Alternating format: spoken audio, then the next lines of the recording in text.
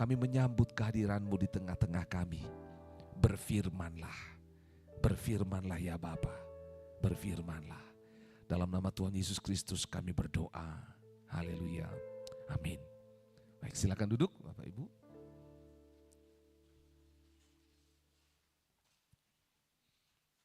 Baik semuanya. Baik, shalom. Oke, silakan cari tempat duduk yang terbaik ya. Kita bersyukur hari ini bisa bertemu bersama-sama. Saudara senang beribadah hari Minggu, amin. Boleh bilang kiri kanannya, saya senang beribadah hari ini. Ya. Coba bilang, saya senang melihatmu depan belakang. Nah, seminggu tidak bertemu ya, dengan semua kesibukan yang ada. Dan saya menerima pesan beberapa jemaat sedang sakit. Ada yang sedang beristirahat di rumah, ada yang di rumah sakit, dan juga ada beberapa jemaat yang keluar kota. Kita bersyukur semuanya dalam perlindungan Tuhan. Sama-sama katakan, dalam perlindungan Tuhan. Oke, baik, puji Tuhan. Saudara, hari ini kita kedatangan keluarga saya. Nah, Bapak Ibu Saudara, ada satu baris di sini. Ini keluarga saya. Boleh tepuk tangan buat Tuhan Yesus dulu ya. Nah, Bapak Ibu Saudara, kalau ingat mama saya pernah datang ke Makassar. Beberapa orang di antara saudara pernah bertemu. Almarhum mama saya sudah dipanggil Tuhan. Nah, mama saya itu punya kembaran. Sebenarnya bukan kembar, tapi wajahnya mirip. Nah, jadi itu tante saya yang pakai baju biru di sana. Kalau mau lihat mama saya, wajahnya mama saya seperti tante saya ini. Nah, tante saya dan mama saya ini, jujur kami nggak punya hubungan secara langsung, secara darah, secara keluarga. Tapi mama saya dan tante saya ini, mereka sama-sama mengajar di sebuah sekolah yang dipercayakan Tuhan. Kami semua sejak dari kecil itu dibawa di sekolah, sampai mama saya ngajar, kami ditaruh di kelas dan semuanya. Tante ini, bahkan anak-anaknya tante ini dekat dengan kami semua. Jadi kami sama-sama bertumbuh begitu ya. Dan saya senang dan akhirnya ketemu, ngobrol. Kemarin kami datang di rumah daripada, nah saya bilang inilah adik saya, mereka orang Batak juga tinggal di Makassar. Dan mereka hari ini sedang melanjutkan kuliah doktoral di Unhas. Dan mereka mengajar dipercayakan Tuhan melayani di Palu ya, dari sebuah universitas di sana. Kita bersyukur, senang sekali tante, selamat datang Papa Mama Gaby. Halo Gaby. Ya, baik. Bapak Ibu Saudara, kita lanjut firman Tuhan. Sebelum saya cerita firman Tuhan, hari Sabtu kemarin saya diundang bergabung dalam sebuah komunitas Injil. Jadi beberapa orang dari beberapa gereja berkumpul di sana, sekitar 30-an orang kami kumpul dan ngobrol. Dan hari itu sedang membahas Injil, bagaimana Injil kerajaan Allah, firman Tuhan itu mengubah hidup seseorang. Dan dalam diskusi itu akhirnya muncul dua list, yaitu kadang-kadang orang-orang di dalam Tuhan, kita memanggil Tuhan itu dengan sebutan ya Aba, ya Bapa. Atau orang Kristen memanggil Allah itu dengan sebutan Allah Bapa. Tapi kadang-kadang dalam perjalanan iman kita rasa seperti yatim piatu. Tidak merasakan kehadiran pimpinan Tuhan. Nah, jadi dibuat list. Dalam hal apa saudara merasa seperti yatim piatu di hadapan Tuhan? As an orphan, sebagai seorang yatim piatu. Dan yang kedua, dalam hal apa Bapak Ibu Saudara merasa bahwa engkau merasa dirimu sebagai son and daughter, yaitu anak daripada Allah, putra putri Allah. Jadi dibuat list, itu menolong kita mengevaluasi diri. Nah, kami akhirnya dibagi kelompok dan diskusi. Menarik, dalam kelompok kami ada seorang ibu yang mengakui bahwa dia anxiety. Tahu anxiety ya? Kekhawatiran yang berlebihan. Dan dia bisa tanda kutip, nah kalau saya tidak salah menggambarkannya, dia bisa menghakimi judgmental dirinya itu sangat berat. Dia punya standar yang sangat tinggi dalam hidupnya, dan kalau itu enggak tercapai dia stres habis gitu loh. Dia stres habis. Dia cerita banyak hal, contoh ya, terlambat 5 menit saja dia itu kekhawatirannya luar biasa gitu loh. Kalau kita terlambat ya enggak apa-apa. Kalau dia terlambat, kekhawatirannya luar biasa. Aduh, saya terlambat, gimana gitu loh. Beda gaya hidupnya. Dan dia memastikan semua yang terbaik untuk anaknya. Ngobrol jauh terus Sampai akhirnya temu bahwa dia sebenarnya mengalami posisi di zaman dari kecil sampai dia besar itu, dia pernah pahit dengan papanya. Kepahitan, dia marah dengan papanya. Sampai dia cerita, papa saya mati, meninggal, saya tidak menangis. Lalu saya mulai bicara, karena bergantian berbicara, saya bilang, kenapa seseorang tidak menangis ketika papanya meninggal? Karena mungkin waktu dia hidup dan mati pun tidak ada bedanya. Waktu hidup pun kita nggak rasakan kasih Bapa, maka dia mati pun nggak rasakan juga. Tapi jauh dalam hati kita menangis, kita membutuhkan kasih Bapa. Terus ngomong, yang di sebelahnya juga ternyata demikian. Mereka etnis Tionghoa yang diberikan standar yang sangat tinggi dari papanya. Kalau tidak capai, dibilang gagal, kamu salah, pokoknya seperti itu. Lalu waktu kami ngobrol, tiba-tiba akhirnya pecah.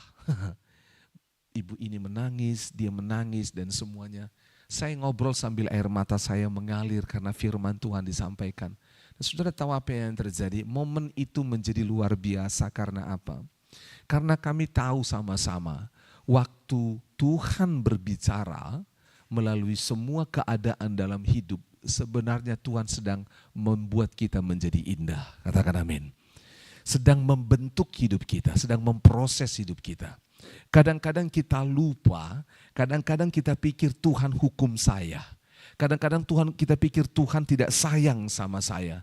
Kadang-kadang lewat masalah ini kita pikir bahwa Tuhan sedang membuang saya. Saudara dengar baik-baik. Dalam perspektif Alkitab, ketika Tuhan izinkan masalah terjadi, sebenarnya itu menjadi proses untuk membentuk kita menjadi serupa segambar dengan Allah. Katakan amin. Saya ulangi, kemarin minggu lalu kita belajar bahwa 2 minggu ini kita belajar tentang bagaimana menolong orang lain yang kena dalam ujian pencobaan kehidupan, dan yang kedua adalah ujian kehidupan. Yang pertama kita belajar kemarin, minggu lalu kita belajar tentang cobaan dan ujian. Apa beda cobaan dan ujian dalam Alkitab? Kita belajar kemarin yang pertama tentang sumber. Sama-sama katakan sumber. Kalau cobaan itu sumbernya dari siapa kemarin? Dari iblis. Tapi ujian itu sumbernya dari Tuhan. Itu sumber. Yang kedua adalah tujuan. Sama-sama katakan tujuan. Nah, cobaan itu tujuannya adalah untuk apa? Menghancurkan kita, membuat kita jauh dari Tuhan, merusak iman kita. Sementara ujian dipakai Tuhan untuk apa? Membuat kita semakin serupa dengan Allah, semakin dekat dengan Allah, bahkan bergantung dengan Allah. Betul? Yang ketiga yaitu cara, prinsipnya. Seringkali ujian dipakai iblis adalah melalui sesuatu yang kita sukai, sesuatu yang kita senangi. Sama seperti Yesus diuji dengan apa? Makan dan minum saat dia lapar sekali setelah puasa 40 hari. Yesus diuji dengan apa? Posisi, kedudukan, harta. Iblis selalu gunakan sesuatu yang kita sukai, kita senangi. Itulah yang dikatakan oleh firman Tuhan. Keinginan daging, keinginan mata, dan keangkuhan hidup. Itulah yang dipakai oleh iblis untuk mencobai Adam dan Hawa di Taman Eden. Lihat itu buah, bukankah menarik, sedap rasanya. Sesuatu yang enak di mata, di dalam mulut kita. Itu yang dipakai iblis. Tetapi kalau ujian adalah sesuatu yang kadang-kadang tidak kita sukai. Banyak peristiwa dalam Alkitab ujian Tuhan buat pada orang percaya adalah sesuatu yang tidak disukai. Seperti Abraham mempersembahkan anaknya. Ada di sini orang tua yang mau persembahkan anaknya? Enggak ada. Mungkin kalau saya, saudara dan saya ada dalam posisi saat itu, kita akan bilang, ini Tuhan yang salah. Masa ada Tuhan minta anaknya? Karena pada zaman Abraham itu, orang-orang mempersembahkan anak kepada dewa-dewa. Mungkin Abraham akan berkata, bukan Tuhan ini. Dan saudara bayangkan, anak yang ditunggu oleh Abraham selama 25 tahun, tiba-tiba Tuhan minta. Saudara dengar baik-baik. Kadang ujian dalam Alkitab adalah sesuatu yang tidak kita sukai, tidak menyenangkan kita. Kita belajar kemarin tentang cobaan itu, bahwa kita harus bertahan dalam cobaan. Katakan bertahan. Sekali lagi bertahan. Saudara tahu kenapa kita bisa bertahan? Karena kita tahu 1 Korintus 10 kemarin, bahwa pencobaan yang kita hadapi, pencobaan apa? biasa, tidak melebihi apa? Kekuatan kita. Jadi Tuhan tahu the size of our temptation, itu bahasa Bataknya. Tuhan tahu kadar pencobaan yang kita hadapi dan Tuhan tahu juga kadar kekuatan kita. Dan ketahuilah bersama-sama bahwa sekalipun iblis mencobai, tetapi tetap Tuhan yang berdaulat. Katakan amin. Dan kita harus paham ini, kita harus paham. Saudara, kemarin kita belajar juga. Kenapa kita harus belajar itu? Karena kita butuh menolong diri kita saat dicobai, dan kita butuh menolong orang lain saat dicobai. Karena ada orang-orang yang mengalami pencobaan dan mereka nggak tahu bagaimana cara menyelesaikannya, sehingga akhirnya mereka berakhir dengan kehidupan yang naas, yang lebih mengerikan. Kita nggak mau. Itu sebabnya dengar baik-baik, kekristenan bukan hanya berbicara tentang iman kepada Allah, tapi kekristenan juga berbicara tentang bagaimana menolong orang lain untuk beriman kepada Allah. Tidak pernah sejarah dalam Alkitab, tidak pernah sejarah iman kekristenan dibangun hanya untuk diri sendiri. Tidak pernah.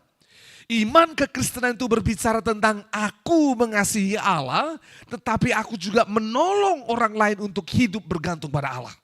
Itu namanya iman bukan eksklusif tapi inklusif. Kita menolong orang lain. Itu sebabnya Bapak Ibu Saudara, di gereja ini kita sedang dilatih menolong diri sendiri dan menolong orang lain. Sama-sama katakan menolong diri sendiri dan menolong orang lain. Coba bilang kiri kanan, menolong diri sendiri dan menolong orang lain. Contoh ya, saudara tahu apa yang terjadi? Kita butuh menolong diri sendiri karena begini. Kadang-kadang kita nggak tahu bahwa pertolongan itu Tuhan sediakan di sekeliling kita. Tapi kita nggak tahu caranya. Nggak tahu caranya. Sehingga akhirnya apa? Kita rasa kita nggak tahu, nggak punya pertolongan. Itu sebabnya kita harus mengerti. Pepatah Indonesia berkata, nggak ada akar, rotan pun jadi. Tapi ini bukan hal negatif.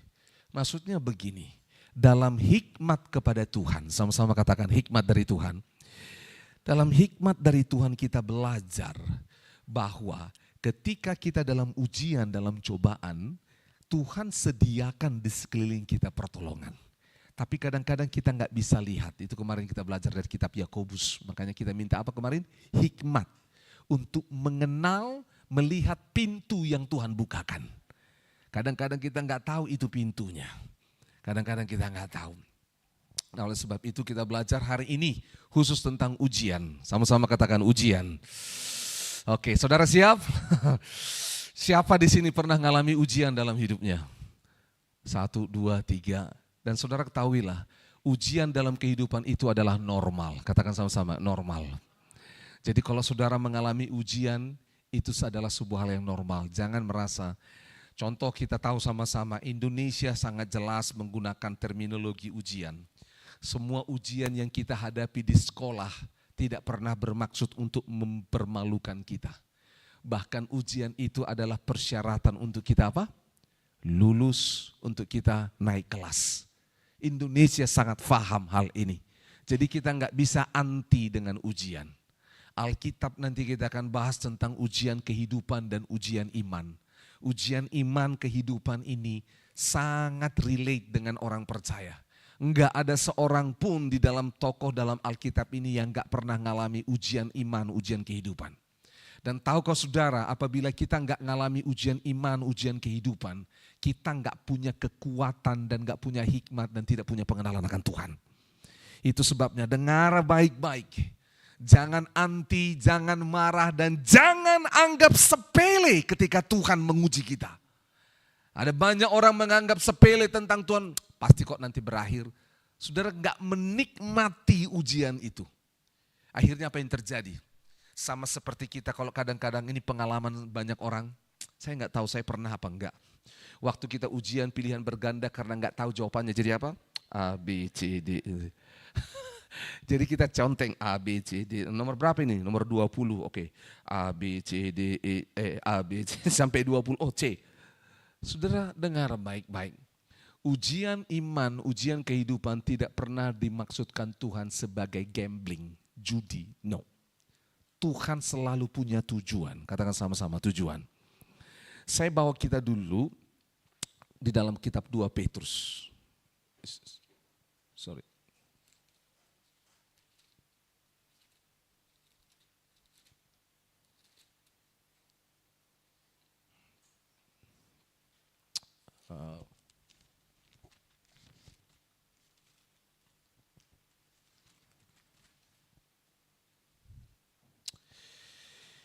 Oke, 2 Petrus 1 kita baca dulu ini.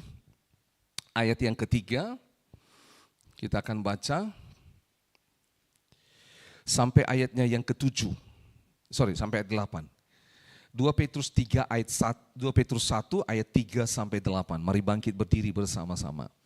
Kita baca ayat Alkitab ini.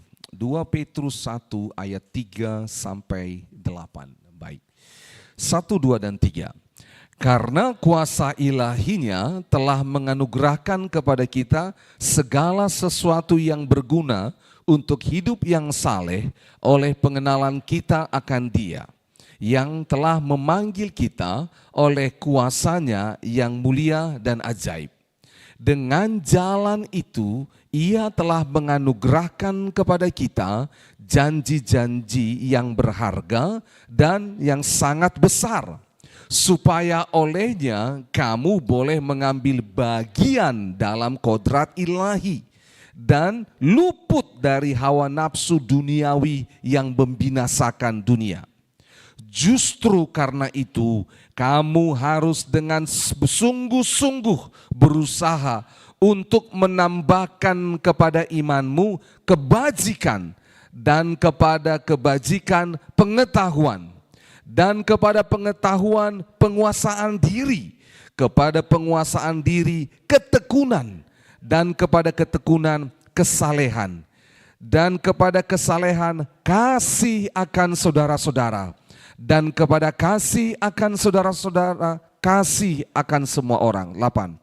Sebab apabila semuanya itu ada padamu dengan berlimpah-limpah, kamu akan dibuatnya menjadi apa? Giat dan berhasil dalam pengenalanmu akan Yesus Kristus Tuhan kita. Lanjut satu ayat saja, ayat 9, 1, 2, 3. Tetapi barang siapa tidak memiliki semuanya itu, ia menjadi apa?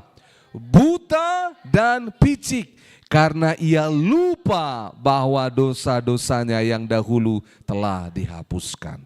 Oke, silakan duduk. Saya akan jelaskan tentang firman Tuhan ini dan bagaimana firman Tuhan ini menolong kita mengerti tentang pencobaan, tentang ujian. Saya akan memanggil siapa lah ya, Pak Om Aser boleh sama Pak Johnson. Nah ya, untuk menjadi alat peraga, menolong saudara, oke, menolong kita. Boleh maju ke depan, mari maju ke depan, naik di atas ini ya. Saudara, dikatakan di sini bahwa kerinduan Tuhan kita berhasil dalam pengenalan akan Yesus Kristus Tuhan kita. Tetapi ada satu pola yang Tuhan tunjukkan, dikatakan di sini Dia memilih dan memanggil kita, lalu dikatakan ada sebuah jalan pengenalan akan Tuhan namanya jalan anugerah. Katakan jalan anugerah. Di ayat yang keempat dikatakan di sana, supaya olehnya kamu mengambil bagian dalam kodrat ilahi. Katakan kodrat ilahi. Oke, saya akan jelaskan pada saudara, supaya saudara faham mengapa Tuhan izinkan pencobaan ujian dalam hidup. Saudara harus lihat skema ini. Dalam skema ini akhirnya saudara dan saya akan dibuat Tuhan mengerti bahwa saya tidak akan lari, saya tidak akan marah, dan saya tidak akan menyalahkan Tuhan. Karena saya sedang ada dalam sebuah perjalanan, dalam sebuah proses. Oke, contoh ya, Pak Johnson boleh di sebelah sini. Oke, di sebelah sini. Oke, berhenti, Om Aser boleh maju supaya kelihatan di screen semuanya. Oke, dengar baik-baik. Katakan sama-sama kodrat ilahi. Saudara, ada di dalam diri manusia di kitab Roma, kita itu ada namanya kodrat manusia berdosa. Bahasa Bataknya atau bahasa Inggrisnya itu sin nature, natural kita itu berdosa. Tetapi oleh karena Kristus, karena penebusan Kristus, sama-sama bilang karena penebusan Kristus, kita diberikan yang namanya divine nature, yaitu kodrat ilahi. Oke ya? Oke, saudara lihat ke depan. Saya bikin contoh. Umpamakan ini Pak Johnson adalah hidup lama dengan sin nature, natur dosa di dalam dirinya. Oke, umpama ya Pak ya, jangan marah Pak. Yang kedua ini divine nature, yaitu apa? Kodrat ilahi yang mengalami penebusan Kristus. Dalam hidup lama, dengar baik-baik, sama-sama bilang hidup yang lama, penuh dengan dosa. Contoh, sebutlah salah satu dosa Pak Johnson apa? Berbohong. Saudara dengar baik-baik, salah satu contohnya berbohong. Dan saya hampir yakin 100% kita pernah punya dosa itu, berbohong. Dan dengar dikatakan ada sebuah jalan anugerah, katakan jalan anugerah. Dan jalan anugerah ini menuju kepada apa? Kodrat ilahi. Kodrat ilahi ini adalah hidup serupa segambar dengan Kristus. Manusia berdosa ditebus oleh Kristus, mengalami sebuah perjalanan menjadi serupa segambar dengan Kristus. Sekali lagi, manusia berdosa ditebus oleh darah Kristus, dikuduskan, diproses, dibentuk oleh Tuhan dalam sebuah perjalanan untuk menjadi serupa segambar dengan Kristus. Inilah yang namanya apa? Kodrat ilahi. Oke, dengar baik-baik. Sebuah perjalanan dari manusia berdosa untuk menjadi kodrat ilahi. Oke, dalam perjalanan ini nama jalan anugerah, dikatakan di sini. Di ayat 4, supaya olehnya kamu boleh mengambil bagian. Katakan sama-sama, mengambil bagian. Sekali lagi, mengambil bagian. Bahasa aslinya adalah kita punya peran. Saudara dan saya punya peran di sini.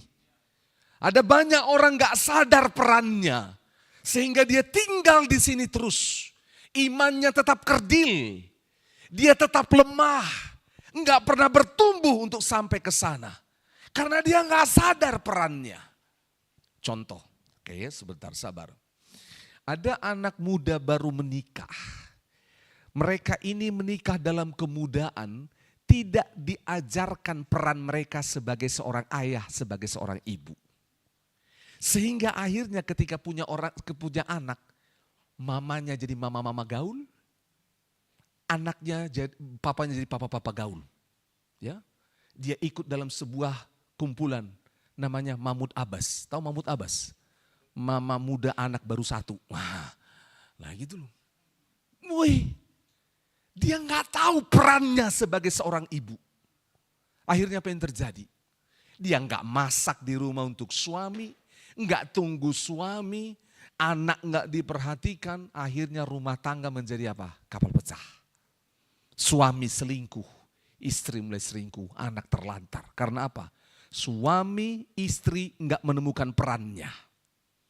Dengar, orang-orang yang enggak ngerti perannya akan kacau hidupnya. Enggak akan kacau. Nah, dalam perjalanan dari manusia berdosa yang ditebus Kristus menuju kodrat ilahi serupa dengan Allah, kita punya peran. Jangan kasih peran ini semua sama Tuhan. Tuhan bilang apa?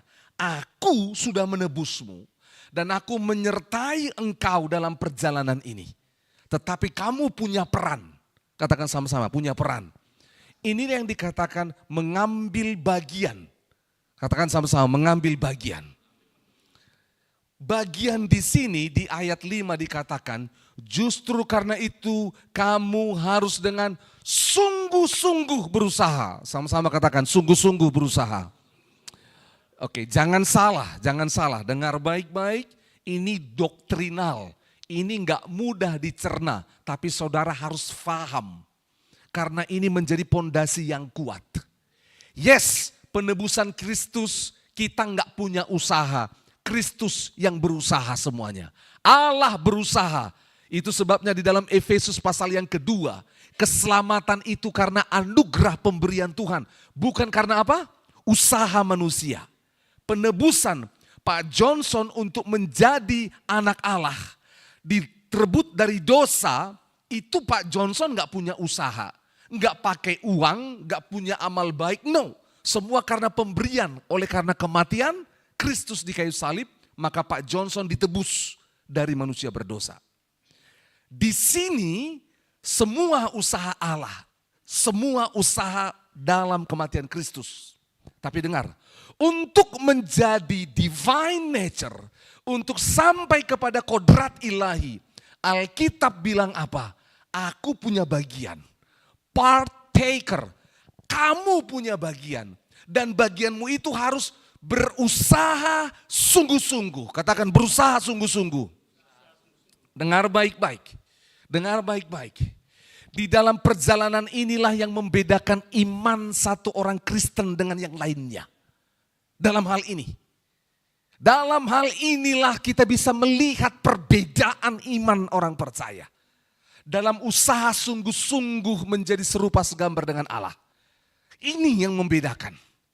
Dan di dalam proses inilah kita bisa melihat seberapa kuat iman orang percaya. Dan dalam proses inilah kita bisa lihat berapa lama seseorang bisa sampai ke sana. Kalau usahanya tidak sungguh-sungguh, ya akan lama. Tapi ketika dia sungguh-sungguh, dia akan lihat berbagai macam mujizat. Karena dikatakan di ayat yang ketiga, yaitu apa? Yang telah memanggil kita oleh kuasanya yang mulia dan ajaib. Dalam perjalanan ini kita akan mengalami proses yang membuat kita mulia. Dalam perjalanan ini kita akan melihat proses keajaiban Tuhan untuk sampai ke sana. Dengar baik-baik. Saudara harus paham ini dulu. Oke, angkat kepala saudara, dengar. Saya hampir dengar 100% iblis bilang apa? Yaitu apa? Jangan terima ajaran itu. Karena apa? Iblis mau saudara tidak berusaha. Iblis mau kita tetap di titik nol. Kita enggak start, kita enggak jalan sama Tuhan.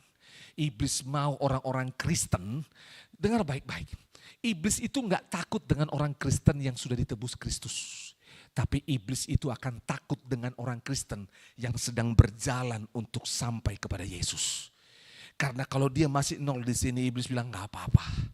Tapi ketika kita berusaha untuk menjadi serupa segambar dengan Allah, kita sedang menjauh dari garis dosa, kita sedang keluar dari kegelapan, kita sedang keluar dari ikatan-ikatan masa lalu. Iblis bilang apa? No, jangan. Itu sebabnya dengar baik-baik.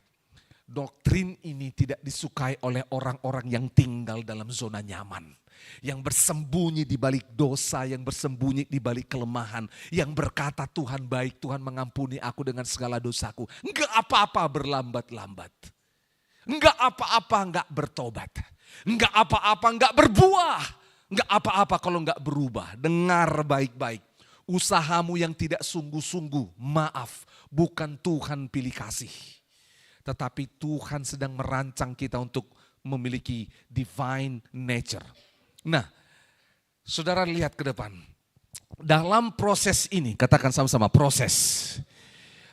Tuhan seringkali menggunakan yang namanya ujian. Ujian ini untuk membuat lompat satu, untuk sampai kepada kodrat ilahi menjadi serupa segambar dengan Kristus. Tapi cobaan akan membuat melompat semakin jauh dari sasaran Tuhan. Faham? Saudara faham ya? Ujian akan membuat kita semakin dekat, semakin serupa segambar dengan Allah. Semakin serupa segambar dengan Kristus. Tapi cobaan membuat kita semakin jauh. So, dari pemahaman ini saya tanya sama saudara. Saudara mau menerima ujian dari Tuhan? Mau, karena tujuannya apa? Menjadi serupa segambar dengan Kristus. Divine nature. Mengalami proses hidup yang diubahkan. Karakter kita diubahkan. Faham ini ya? Sehingga dalam perjalanan ketika mengalami ujian tekanan yang berat pun, kita nggak akan mundur. Karena aku tahu, aku semakin dekat ke sana. Aku semakin dekat. Kenapa Abraham mau diuji? Karena dia tahu dia semakin dekat dengan Allah. Baik, makasih, silahkan duduk. Ya, kita tepuk tangan buat mereka berdua dulu ya. Baik, saudara, untuk menolong hal ini, saudara, di dalam Alkitab, seringkali ujian, cobaan ini digambarkan dengan sebuah proses yang tidak enak. Coba lihat sama-sama ya. Di dalam kitab Ayub pasal 23. Ayub pasal 23 ayat yang ke-10. Oke, Ayub 23. Ayub 23 ayat yang ke-10 kita baca. Ada di depan, oke. Bisa saudara baca di depan atau Alkitab saudara. Ayub 23 ayat 10, kita baca 1, 2, 3. Karena ia tahu jalan hidupku, seandainya ia menguji aku akan timbul seperti apa? Oke, dengar baik-baik. Ujian membuat kita timbul seperti apa? Oke, seperti apa? Seperti emas. Saya tanya saudara, mau seperti emas atau seperti perak, tembaga, atau mau seperti kaleng-kaleng? Ya, mau emas atau kaleng-kaleng? Coba tanya kiri kananmu, mau emas atau kaleng-kaleng? Kualitas emas atau kaleng-kaleng? Dengar baik-baik, mau jadi suami kaleng-kaleng atau mau jadi istri kaleng-kaleng? Mau jadi anak kaleng-kaleng, karyawan, pimpinan kaleng-kaleng, saudara mau jadi apa? Atau mau jadi emas? Dengar baik-baik. Cara Tuhan, katakan sama-sama, cara Tuhan untuk membuat kita timbul seperti emas adalah dengan cara apa? Diuji. Enggak enak. Sekali lagi, tidak enak. Dengar baik-baik saudara. Kalau mau enak tetaplah jadi kaleng-kaleng. Betul saudara, lihat. Banyak Kristen kaleng-kaleng hari ini. Karena mereka memilih nyaman. Memilih enak, tidak mau diuji oleh Tuhan. Tidak mau dikalibrasi oleh Tuhan. Dengar baik-baik. Saudara, saya berhenti dulu. Dengar ya. Minggu lalu saya khotbahkan tentang cobaan. Saudara tahu, saya sedang berdoa supaya saudara menghadapi cobaan. Dan hari ini saya khotbah tentang ujian. Saya sedang berdoa supaya saudara menghadapi ujian. Itu sebabnya supaya saudara faham firman ini. Karena firman ketika tidak dialami tidak akan pernah menjadi sejarah dalam hidup. Itu sebabnya, dengar baik-baik, kalau kita enggak ngalami godaan, ujian yang diizinkan oleh Tuhan. Sama-sama katakan, diizinkan oleh Tuhan. Maka hidup kita enggak akan melihat yang namanya kualitas emas ini. Tidak akan melihat. Kita belajar kemarin firman Tuhan di kitab Yakobus 1 ayat 3. Sebab kamu tahu bahwa ujian terhadap imanmu menghasilkan apa? Ketekunan. Ketekunan. Ketekunan.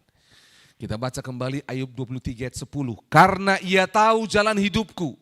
Tuhan tahu jalan hidup kita. Tuhan tahu kekuatanmu. Tuhan tahu kesabaranmu. Tuhan tahu jalan keluar yang kau pilih ketika engkau diuji. Tuhan tahu semuanya. Tuhan tahu kau akan marah, Tuhan tahu kau akan lari. Tuhan tahu. Saya akan kasih contoh sama saudara tentang hal ini. Namun kita lanjut baca dulu ayat yang ke-13. Masih di Ayub yang 23. Ayat 13. Coba baca sama-sama. Kita baca 1, 2, 3. Tetapi ia tidak pernah apa? Berubah. Siapa dapat menghalangi dia? Yaitu Tuhan maksudnya. Apa yang dikehendakinya apa? Dilaksanakannya juga. Lihat ya, apa yang dikehendakinya. Kehendak Tuhan adalah membawa kita dari manusia berdosa untuk boleh menjadi serupa segambar dengan Kristus. Dia enggak berubah dan dia akan melakukannya. Kadang kita suka atau tidak, setuju atau tidak, tapi kehendak Allah, dia akan melakukannya. Nanti kita akan lihat contoh-contohnya. Ada orang-orang yang tidak suka dan tidak mau dan bagaimana Tuhan memprosesnya. 14, kita baca sama-sama. Ayo, Ayub 23, 14. Munculkan 1, 2, 3. Karena ia akan apa? Menyelesaikan, sama-sama katakan menyelesaikan. Ini kata yang luar biasa. Apa yang ditetapkan atasku dan banyak lagi hal-hal yang serupa itu dimaksudkannya. Jadi kalau Tuhan sudah merancang, dia akan selesaikan. Dia tidak pernah gagal. Inilah enaknya ujian di dalam Tuhan. Ini enaknya ujian dalam Tuhan. Karena ujiannya pasti selesai. Dan ujiannya pasti menghasilkan kualitas emas. Itu sebabnya dikatakan kemarin itu di dalam kitab 1 Petrus, berbahagia kita kalau mengalami ujian. Karena apa? Tuhan jamin pasti selesai dan kualitasnya seperti apa? Emas, bukan kaleng-kaleng. Tetapi dengar baik-baik, ada orang yang tidak ikut dengan proses Tuhan sehingga ujian ini menjadi sebuah hal yang berat dan menyakitkan. Saudara, saya belajar dalam Alkitab menarik. Kadang-kadang ujian di dalam Alkitab itu digambarkan dengan yang namanya badai. Betul ya? Makanya ada lagu, bila topan badai keras melanda hidupmu. Nah, saudara dengar baik-baik. Badai, topan seringkali dibuat Tuhan menjadi gambaran bagi seseorang tentang ujian hidupnya. Ada 3 badai yang akan saya sebutkan, tapi kita hanya bahas 1 supaya cukup. 2 badai ini saya akan bahas sedikit aja. Yang pertama, ada seorang tokoh di dalam Alkitab yang namanya adalah suami dari Ibu Erni. Yaitu siapa? Yunus. Yunus mengalami badai. Saudara tahu kenapa Yunus mengalami badai? Karena dia melawan arahnya Tuhan. Ini adalah badai yang dari Tuhan. Katakan badai yang dari Tuhan. Saya catat belajar dalam Alkitab ada 3 badai yang dari Tuhan. Yang pertama badainya Yunus. Badainya Yunus adalah karena Yunus melawan arahnya Tuhan. Dengar baik-baik. Saudara boleh baca. Yunus harusnya kemana? Ke Niniwe. Dia pergi kemana? Ke Tarsus. Waktu dia ke Tarsis, saudara, apa yang terjadi? Dia naik kapal. Apa yang terjadi? Dia sedang apa? Tidur. Sama-sama bilang tidur. Sekali lagi tidur. Banyak orang pura-pura lawan arah Tuhan tidur. Dia sembunyi di bagian buritan paling bawah. Dan saudara tahu bagaimana Tuhan membangunkan Yunus. Dengan cara apa? Badai. Kadang-kadang badai membangunkan kita. Dia buat badai di rumah tangga, badai di pekerjaan, badai di pelayanan. Supaya engkau bangun. Karena kita terlalu lama tidur di dalam dosa kita.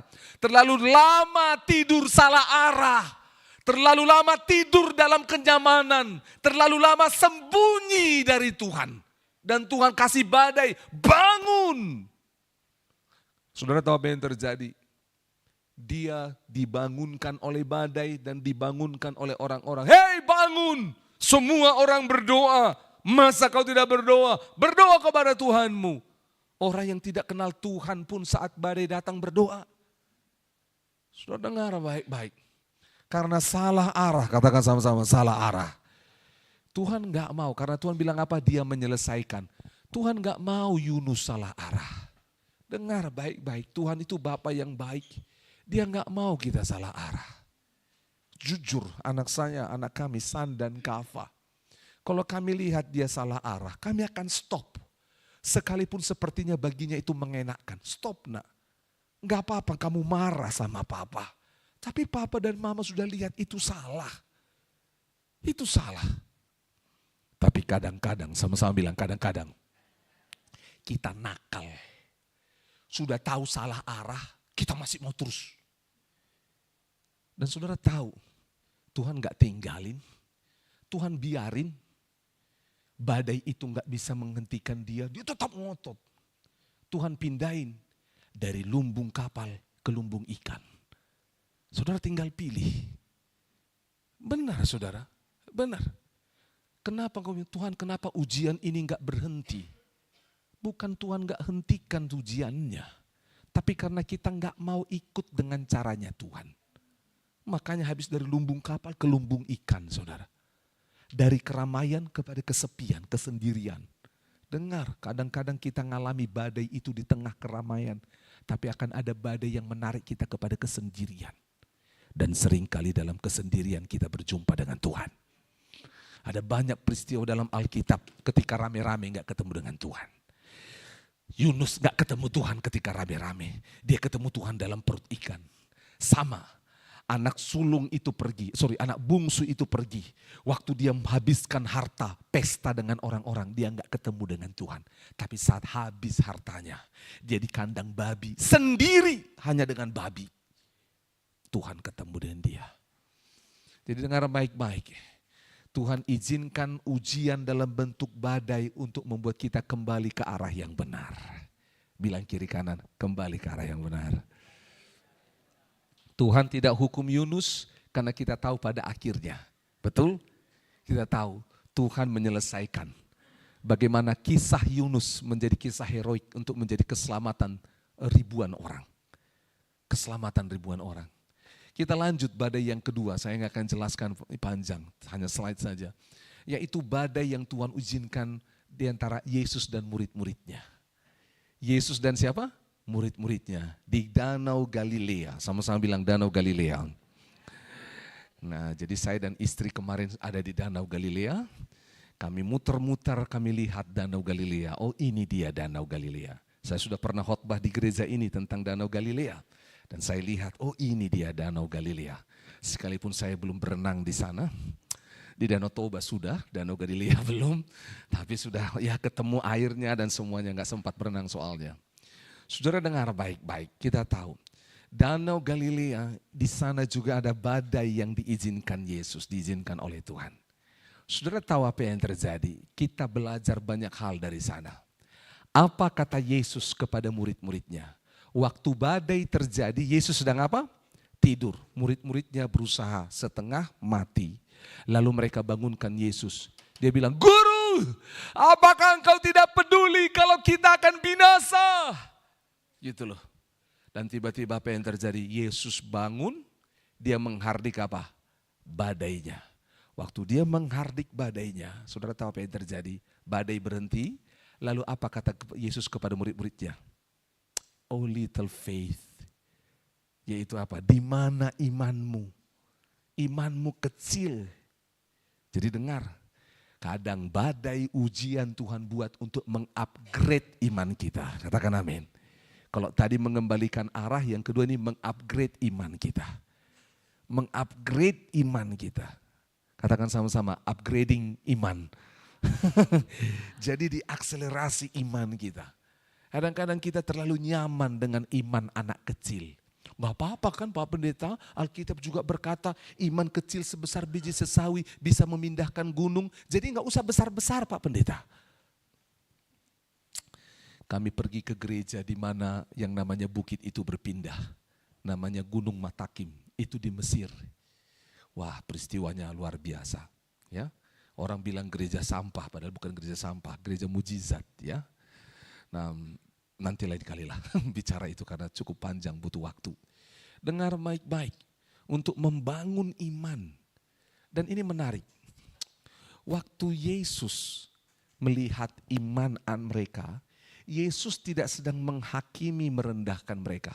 Tapi Yesus sedang menarik mereka supaya engkau tidak bergantung pada imanmu saja. Tetapi dengan imanmu yang kecil engkau bergantung kepada Yesus Tuhan Allah sumber iman. Itu maksudnya. Imanmu akan tetap kecil kalau itu hanya pada dirimu. Tapi kalau imanmu kepada Kristus yang adalah sumber iman, imanmu akan besar. Itu sebabnya, dengar baik-baik. Ujian kehidupan, badai itu Tuhan izinkan untuk membawa iman murid-murid bertumbuh kepada Allah. Ingat baik-baik. Dengar, tadi Ayub pasal 23, dia tahu jalan hidup kita. Dia tahu kadar iman murid-murid. Dia tahu bahwa murid-murid ini punya pengalaman sebagai nelayan yang bisa menaklukkan badai-badai yang selama ini mereka hadapi. Tapi badai ini beda.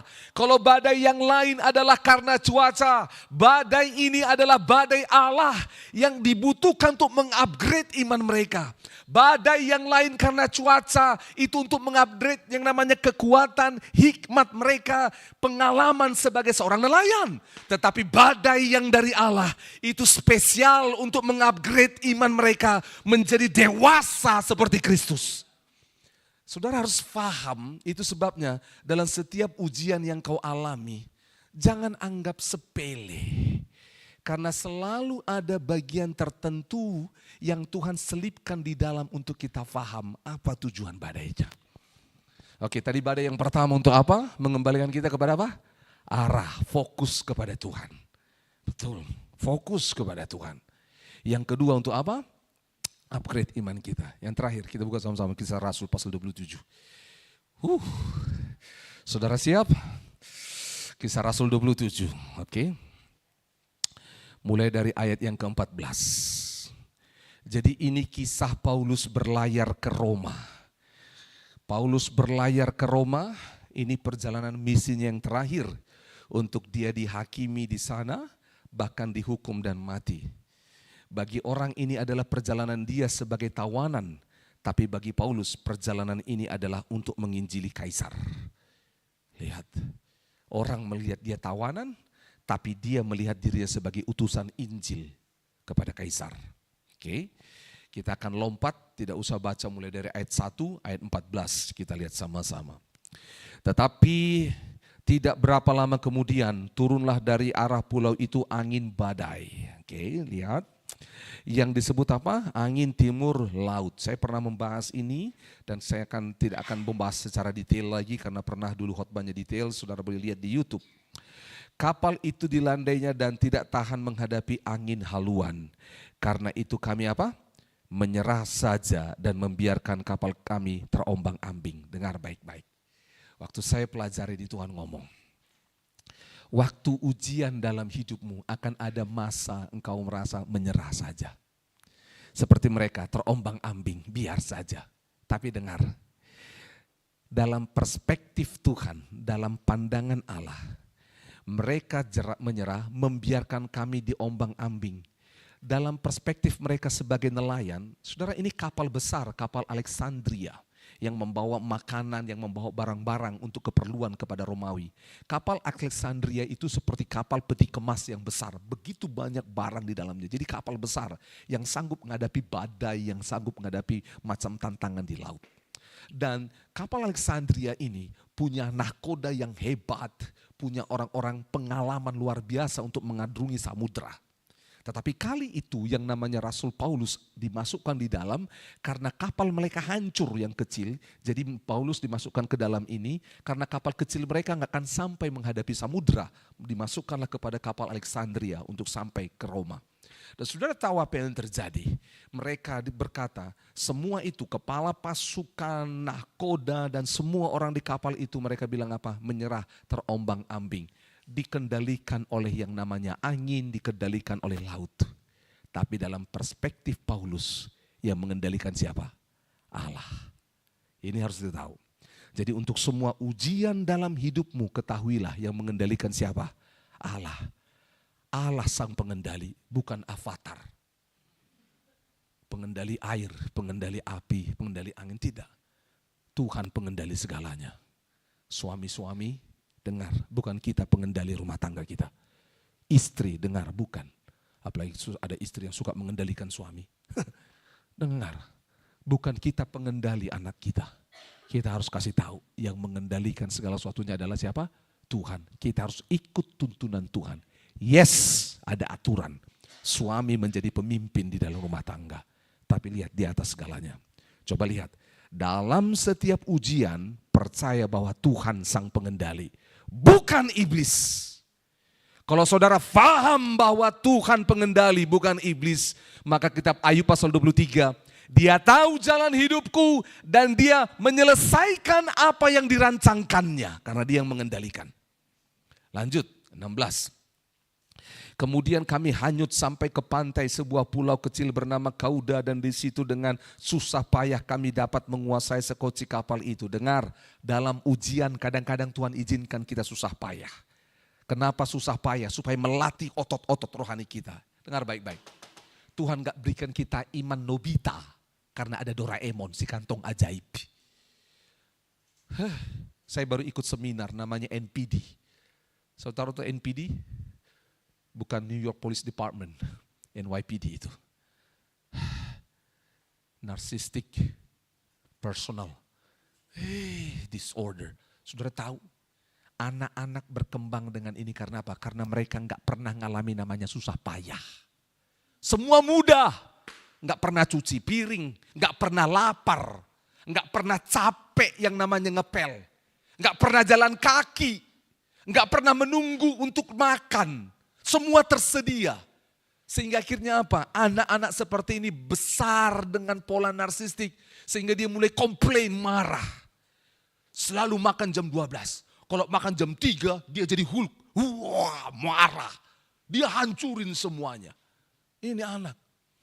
Dia minta, Pa, Ma, selama ini dipenuhi. Tiba-tiba ketika tidak dipenuhi, marah. Upload sosial media. Datang sama kakek dan neneknya. Marah. Kakek nenek, bagaimana dulu kakek nenek membesarkan papa mama saya? Sepertinya mereka tidak bertanggung jawab. Anak macam apa ini? Ada generasi sekarang begitu. Benar. Komplain, marah. NPD karena apa? Mereka nggak pernah ngalami susah payah. Jalan ke sana dikit, naik Grab. Pret. Nggak tahu jalan kaki. Ada anak sampai sekarang nggak tahu nyebrang jalan. Karena apa nggak tahu nyebrang jalan? Nggak pernah dalam kesusahan. Saya lihat gak pernah nyebrang. Lebih pintar entok ayam dari dia. Ayam aja tahu jalan menyeberang. Banyak anak sekarang. Karena dibesarkan oleh orang tua yang tidak mengizinkan anaknya susah payah. Benar. Kalau mama tidak ke gereja, papa tidak ke gereja, aku juga tidak ke gereja. Karena apa? Anaknya gak pernah ngalami susah. Gak pernah ngalami susah. Enggak punya spirit mandiri, enggak kuat. Kalau papa enggak ada, mobilnya enggak ada, ya udah kita enggak usah ke gereja, kita online saja. Padahal kaki masih ada, uang masih ada. Saudara dengar baik-baik, kita enggak pernah ngalami susah payah. Saudara sekali dua kali kau anggap itu normal. Tapi itu mengkerdilkan, membuat kita enggak berpindah dari sini sampai ke sana. Susah payah kadang-kadang Tuhan izinkan untuk kita mengetahui batas kekuatan kita. Saya pernah diajak Pak Rusmin gym di apa lagi namanya? Di Sipur.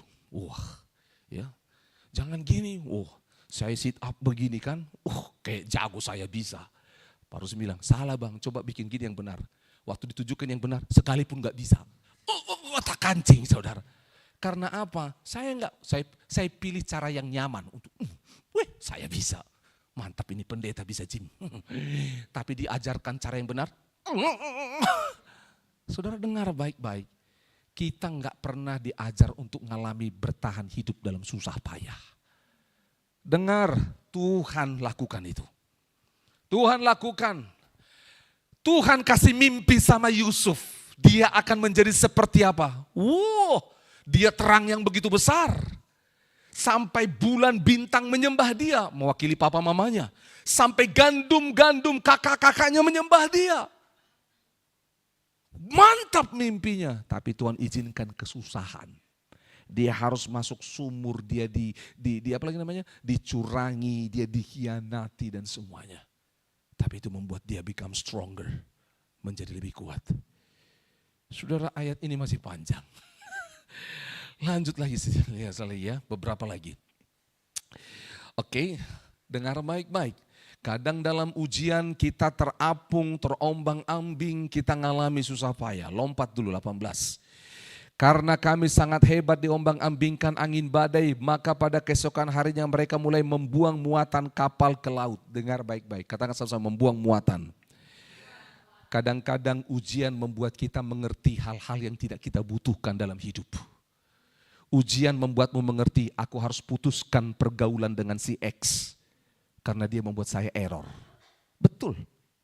Kadang-kadang ujian membuat kita mengerti apa yang harus aku buang dalam hidupku. Aku buang ego. Aku buang yang namanya ego, selfish, harga diri. Itu harus aku buang. Aku harus buang yang namanya persahabatan tadi sudah. Aku harus buang yang namanya apa? Rahasia dengan cara melepaskan pengampunan. Aku gak harus bawa itu terus. Buang itu. Aku harus buang yang namanya kebiasaan-kebiasaan buruk yang bisa menghentikan aku untuk sampai kepada kodrat ilahi. Saudara harus temukan apa yang harus kau buang. Saudara dengar baik-baik. Saya lihat di YouTube, nanti saya bisa kirim linknya. Bagaimana yang namanya ketika emas itu diuji. Saudara, ini menarik. Waktu emas itu diuji dengan api, saudara, selama ini saya hanya fokus dengan emasnya.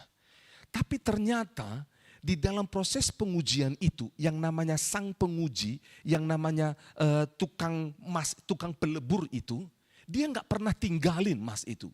Dia tungguin sampai ininya hilang, kotoran-kotorannya dan segala macam diambil, baru langsung diambil dengan cepat. Karena kalau dia sudah sampai kepada emas murni, terus dibakar, hancur juga ini emas. Tidak kepada bentuk yang sesungguhnya. Tidak kepada tujuan yang sesungguhnya. Jadi sang pelebur itu dia akan tungguin, hilang ini, oke diarahkan dan segala macam, ditambah panasnya dan semuanya. Dan saudara tahu apa yang terjadi? Sang pelebur itu dia harus pakai baju berlapis-lapis. Dia harus pakai penutup mata dan dia tunggu, lihat. Dan the right time, dia ambil. Saya membayangkan ketika Tuhan bilang dia uji kita. Dia bentuk kita seperti emas, dia enggak tinggalin. Dia tahu kadar apinya harus dinaikkan di mana. Supaya ini terbuang, tembaganya terbuang. Supaya peraknya terbuang, sanganya terbuang. Supaya semuanya terbuang. Dan ketika itu terbuang, emas murni muncul, diambil. Kadang-kadang ujian membuatmu, aku harus membuang ini. Aku harus stop melakukan ini. Aku harus buang ini. Banyak ujianmu susah selesai karena kita masih bawa sampah yang Tuhan bilang lepaskan. Makanya apa kata Tuhan kepada Paulus? Aku berlari-lari kepada tujuan menanggalkan ini. Ya, maaf, dia bilang aku menganggapnya sebagai apa? Sampah. Bahasa aslinya maaf, saya harus sampaikan ini. Bahasa aslinya adalah aku menganggapnya sebagai kotoran. Sebagai yang namanya popularitas, jabatan, kesetiaan yang namanya hidup keberagamaan dia. Dia bilang apa? Aku anggap itu semua seperti sampah. Aku lari-lari kepada Kristus. Paulus gak mau ditahan oleh yang namanya posisi promosi dia untuk menjadi seorang ahli Taurat yang semakin jauh dengan Allah. Ditinggalkan, dia lari kepada Allah. Ada banyak orang gak berani ngambil keputusan untuk membuang seperti ini. Membuang muatan kapal ke laut. Dengar, saudara, saya pernah naik di dalam kapal peti kemas. Saya pernah naik. Saya tahu barang-barang di dalamnya. Dan saya lihat manifestnya, ini punya siapa, ini punya siapa. Saudara, gak mudah loh buang muatan dari kapal laut. Gak mudah. Karena dia kan bertanggung jawab. Siapa yang akan ini kan barangnya siapa ini? Gitu loh. Saudara dengar, sama. Engkau membuang sesuatu dalam hidupmu tidak mudah. Tapi ketahuilah, kalau engkau membuangnya, itu membuatmu semakin ringan untuk berjalan. Waktu saya mau naik ke Gunung Sinai, sudah disiapin. Air minum sekian botol, makanan, pop mie, buah. Saya sebut aja lah buah.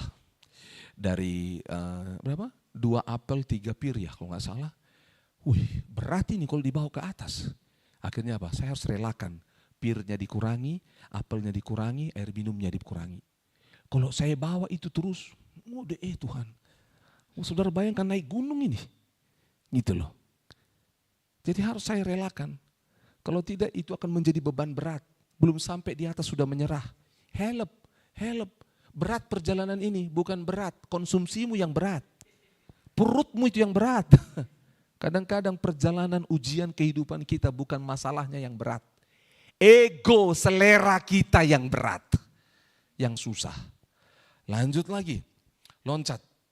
Di ayat 20, setelah beberapa hari lamanya baik matahari maupun bintang tidak kelihatan dan angin badai yang dahsyat terus menerus menggoncang kami, akhirnya putuslah segala harapan kami tidak dapat menyelamatkan diri kami. Dikatakan angin badai yang dahsyat itu membuat mereka nggak bisa melihat bulan dan bintang, gelap. Dengar, waktu ujian terjadi kita akan lihat kegelapan. Waktu kami mengalami ujian dalam hidup rumah tangga kami lihat juga hal yang gelap. Saudara, waktu saya lupa persis tahun berapa, ada pilihan bagi saya dan istri Apakah akan tetap melayani? Harus pilih. Melayani di pelayanan misi atau di gereja. Dan kami harus milih. Saudara, waktu kami berusaha memilih X dan Y, kami buat kalkulasi. Jujur kami lihat gelap. Jujur kami lihat gelap. Sampai gak berani memutuskan. Saya gak berani memutuskan. Berat Tuhan, gelap. Saya bilang gini sama Tuhan. Kalau aku hanya sendiri Tuhan, gak punya istri, gak punya anak, oke, aku bisa jalani.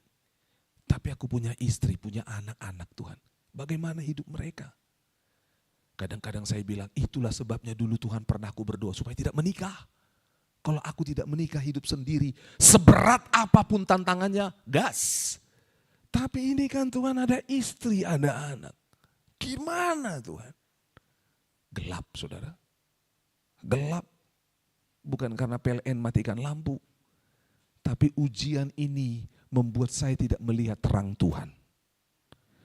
Sampai satu kali ada seseorang yang tidak saya kenal. Tidak saya kenal. Saya datang melayani di gereja itu. Dan sebelum melayani di gereja itu, tim pendoa mereka kumpul mendoakan saya. Ada 3 orang. 3 orang mereka berdoa. Luar biasa pendoa. Ada satu berdoa dengan kata-kata dan firman Tuhan. Ada satu berdoa dengan melukis. Tuhan, apa yang kau mau tentang dia? Kasih tahu pada saya.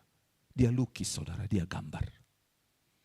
Saudara tahu tiba-tiba yang menggambar ini, dia menggambar 2 buah kapal. Dia bilang, Agus, saya melihatmu, saya melihat 2 kapal. Saya mulai diam. Dia gak tahu tentang hidup saya. Saya melihat 2 kapal. Dan kapal 1 dan 2 itu ada sebuah balok besar yang menghubungkan. Dan sangat bagus kapal itu berjalan bersama-sama. Tapi saudara tahu ketika badai datang, balok ini bisa merusak kedua kapal ini. Betul tidak? Karena gonjang ganjing sana sini bisa merusak semuanya. Dan dia cerita. Terus dia berdoa, dia gambar, dia sebut. Lalu dia bilang, hei, tapi aku bersyukur engkau tidak sendiri di kapal itu. Ada Tuhan yang menjadi nahkodanya. Saya nangis, saya bilang. Terus tiba-tiba saya sedang menunggu untuk dia bilang, putus ini balok, hanya 1 kapal yang jalan. Artinya apa? Saya harus memilih salah satu, betul? Itu artinya. Saya sedang menunggu itu. Saya sedang menunggu. Tapi dia bilang apa? Enggak putus baloknya. Karena balok itu adalah salib Kristus yang membuatnya sejajar terus. Wah, saya nangis terus. Saya bilang Tuhan gelap. Dan ternyata dia cerita. Benar akan ada badai, ada gelap, kau akan khawatir, kau akan takut tentang A, B, C, dan D. Dengar baik-baik, saya gak kenal orang ini, gak pernah ketemu dengan dia, dan saya gak pernah bicara sama dia tentang masalah saya. Dan dia cerita, udah selesai, sketsa gambar itu selesai, dia cerita, firman Tuhan disampaikan, dan kami berdoa sama-sama. Lalu mereka tanya, boleh kami tahu apa yang terjadi dengan hidup Pak Agus? Saya ceritalah tentang 2 kapal itu. 1 gereja, 1 pelayanan yang kami kerjakan pelayanan misi. Saya cerita dan mereka kaget. Dengar, saya gak kenal 3 orang ini. Mereka berbeda bahasa dengan saya. Dan saya gak tahu. Tetapi dengar baik-baik. Kita rasa gelap, katakan rasa gelap. Ingat siapa tadi pengendalinya di awal? Tuhan. Berapa orang di antara saudara pernah naik pesawat? Oke, saudara pernah gak kalau naik pesawat tiba-tiba mendung gelap, apa yang dilakukan pilot? Terbang tinggi terus sampai di atas, baru di bawah lihat yang namanya apa? Awan gelap di bawah, karena di atas itu terang. Itu sebabnya ujian cobaan membuat kita terbang tinggi, melewati gelap itu dan lihat terangnya Tuhan, amin. Tapi kalau kita gak sadar, kita akan gelap terus. Kita akan komplain, kenapa PLN matikan lampu? Kita akan komplain. Sedikit lagi, ayat 21. Dan karena mereka berapa lamanya tidak makan, berdirilah Paulus di tengah-tengah mereka dan berkata, saudara-saudara, Jika sekiranya nasihatku dituruti supaya kamu jangan berlayar ke Kreta, kamu pasti terpelihara dan kesukaran dari kesukaran dan kerugian ini. Katakan sama-sama, tidak makan. Siapa di sini pernah mengalami ujian sampai tidak makan? Makanya banyak orang ketika mengalami ujian dalam hidupnya jadi kurus karena enggak makan. Saudara dengar, saya tidak bawa saudara untuk mengajarkan ini makan secara fisik. Banyak orang mengalami ujian enggak mau makan rohani. Akhirnya menjauhkan diri dari persekutuan, menjauhkan diri dari firman, menjauhkan diri dari ibadah. Dia enggak makan sama rohaninya. Saudara dengar baik-baik. Ujian, kalau engkau tidak makan, kau akan loyo. Makanya lihat, ada teman kami yang pergi ke Tanah Suci, ke Holy Land kemarin. Beratnya 105 kilo. Ada di sini yang beratnya 105 kilo? Ini 105 kilo beratnya. Makanya kalau jalan. Terus dia ngalami ujian dalam hidupnya. Turun dari 105 kilo menjadi 75 kilo. Betul saudara. Dia cerita. Ceritanya apa?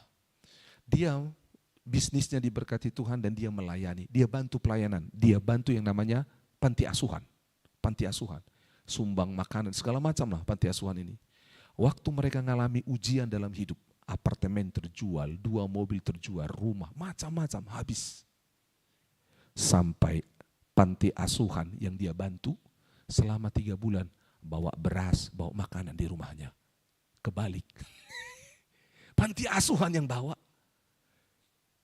Dari 8 tanda gangguan jiwa, 7 dia sudah alami.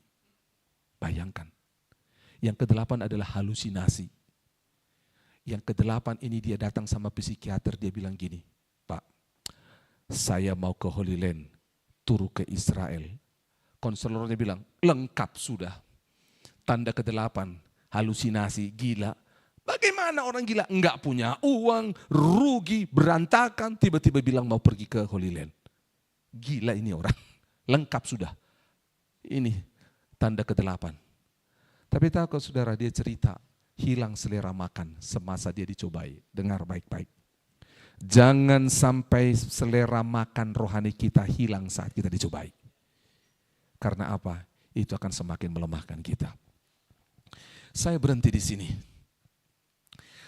Saya akan tutup ini dengan sebuah pernyataan. Iman kita di dalam pencobaan. Baca di ayat yang ke-23 sampai 24. Lihat ini. Karena ada nasihat di sana, nasihat yang sesuai dengan firman Tuhan. Yuk baca sama-sama ayat 23-24, setelah ini pemain musik boleh maju. 1, 2, 3. Karena tadi malam seorang malaikat dari Allah, yaitu dari apa? Allah yang aku sembah sebagai miliknya, berdiri di sisiku dan ia berkata sama-sama, jangan takut Paulus, engkau harus menghadap Kaisar dan sesungguhnya oleh karunia Allah maka semua orang yang bersama-sama dengan engkau dalam kapal ini akan selamat karena siapa? Engkau. Akan selamat karena siapa? Karena engkau. 25. Sebab itu, 1, 2, 3. Tabahkanlah hatimu, saudara-saudara. Karena aku percaya kepada Allah bahwa semuanya pasti terjadi sama seperti yang dinyatakan kepadaku. Jadi Paulus, dia yakin dalam proses perjalanan menjadi sesuai dengan kodrat Allah. Dia tahu, Tuhan tahu jalan hidupnya, Tuhan tahu batas kekuatan dan imannya. Dan Tuhan janji, Paulus, aku akan membuatmu sampai kepada Kaisar. Dia menyelesaikannya. Yes, ada badai. Yes, ada kelaparan. Yes, yang namanya gelap terjadi. Tapi Tuhan bilang apa? Dengar, Tuhan hadir dalam bentuk malaikat berbicara kepadanya. Bukan soal malaikat. Karena pada masa itu Paulus berdoa kepada Allah, Allah datang dalam rupa malaikat dan berbicara kepadanya. Tapi sebelum pesan Allah itu sampai kepada Paulus, dia sadar 2 hal. Yang pertama, dia menyembah Allah, dan yang kedua, dia adalah milik Allah. Ada banyak orang saat dia mengalami ujian cobaan, dia merasa bahwa dia bukan milik Allah. Dia merasa bahwa dia bukan anak kandung, dia adalah anak pungut. Dia adalah orang yang dihukum oleh Tuhan. No, dalam ujian sekalipun kita harus sadar aku adalah milik Allah dan aku menyembah Allah. Aku tidak menyembah dukun dalam ujian, aku tidak menyembah manusia yang bisa menolong aku, tapi aku menyembah Allah yang menjadi juru selamatku. Dan Paulus berkata apa? Dia ada di sisiku, dia Immanuel yang tidak meninggalkan. Setelah keyakinan iman ini menguasai Paulus, muncullah nasihat ini dan ia berkata, Tuhan berkata, jangan takut. Kenapa sampai dikatakan jangan takut? Karena Paulus takut. Jangan pikir saudara kalau ujian terjadi kita nggak takut. Kita takut, saya juga takut saudara. Paulus takut. Dikatakan engkau harus menghadap kaisar dan sesungguhnya oleh karunia Allah. Ingat baik-baik tadi jalan anugerah, jalan karunia Allah. Semua orang dengar baik-baik, ini yang saya suka. Ujian itu tidak hanya berdampak hasilnya bagi diri kita sendiri. Tapi semua orang yang bersama dengan kita. Bersama-sama dengan kita. Bersama dengan kita. Oleh sebab itu hari ini, pemain musik boleh maju. Kita sadar bersama-sama bahwa ujian adalah proses Allah untuk membuat kita menjadi sampai kepada kodrat ilahi. Dan bilang sama Tuhan, aku mau sampai ke sana. Ingat dalam ujianmu Tuhan izinkan badai. Dengar baik-baik pengendalinya yang pertama adalah siapa? Tuhan semesta alam, dia merancang, dia akan menyelesaikannya. Prosesnya enggak mudah, gelap, kelaparan, tetapi datang sama terang Tuhan dan terus bangun seleramu untuk menikmati makanan dari Tuhan, yaitu firman adalah makanan kekuatan kita. Dan datang sama dia. Mari berdoa kepada Tuhan. Kalau engkau sedang mengalami ujian dalam hidupmu,